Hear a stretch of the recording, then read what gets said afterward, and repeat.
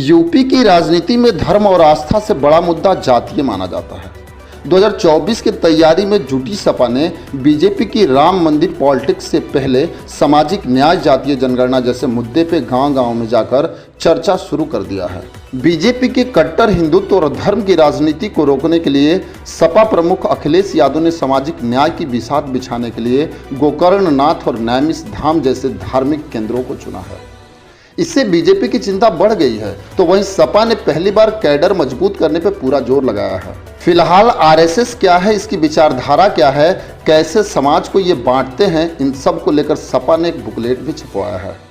सपा प्रमुख अखिलेश यादव चरखा दाव चलते हुए नए समीकरण की समाजवादी प्लानिंग को तैयार करने पर पूरा जोर लगा दिया है। राजनीतिक पंडितों की माने तो सपा के बूथ और सेक्टर की ट्रेनिंग अभियान के पीछे सबसे बड़ा प्लान आरएसएस और उसकी विचारधारा को गांव-गांव तक जाकर एक्सपोज करना है। नैमिष धाम में अखिलेश यादव ने साफ संदेश देते हुए कहा कि हमें सबसे पहले सामाजिक न्याय के साथ ही जातीय जनगणना कराने की लड़ाई लड़नी होगी। आरएसएस की विचारधारा को समझना होगा। फिलहाल सपा कार्यकर्ताओं को सेक्टर और बूथ लेवल पर ट्रेनिंग दी जा रही है। कार्यकर्ताओं को कहा गया कि वह गांव-गांव जाकर आरएसएस और भाजपा की विचारधारा के बारे में बताएं। वह ये भी बताएं कि वह धर्म और जाति के आधार पर प्रदेश और देश को कैसे बांट रही है। वहीं राजनीतिक जानकार मानते हैं कि मूल रूप से सपा के बुकलेट में आरएसएस की विचारधारा क्या है, किस आधार पर वो काम करती है और किस तरीके से बांटने की राजनीति करती है, इन सब मुद्दों को कार्यकर्ताओं को समझाया जा रहा है और वही कार्यकर्ता गांव-गांव जाके लोगों को समझाएंगे। समाजवादी आरएसएस को सवर्णवादी घोषित करने की तैयारी में लगी हुई है।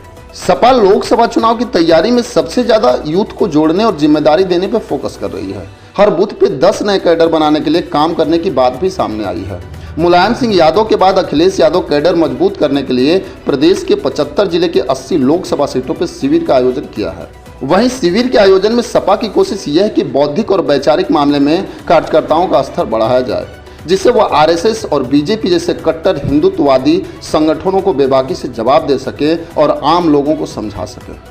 आप अखिलेश यादव के सोच से कितना सहमत हैं, हमें कमेंट बॉक्स में जरूर लिखेंगे। बस आज के लिए इतना ही, फिर मिलेंगे। जय हिंद।